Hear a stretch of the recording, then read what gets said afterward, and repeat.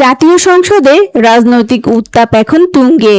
সরকারি ও বিরোধী দলের সদস্যদের মধ্যে চলছে পাল্টাপাল্টি যুক্তি আর তুমুল বিতর্ক।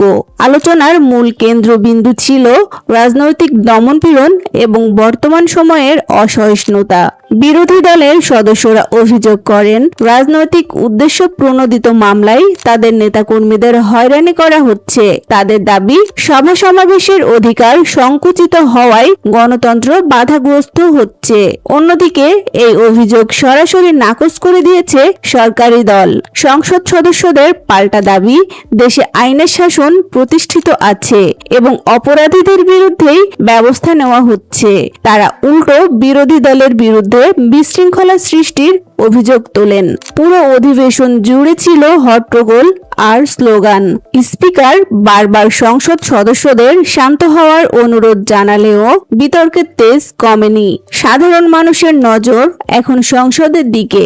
রাজনৈতিক এই অচলাবস্থা নিরসনে উভয় পক্ষ কোনো সমঝোতায় পৌঁছাতে পারে কি না, সেটি এখন দেখার বিষয়।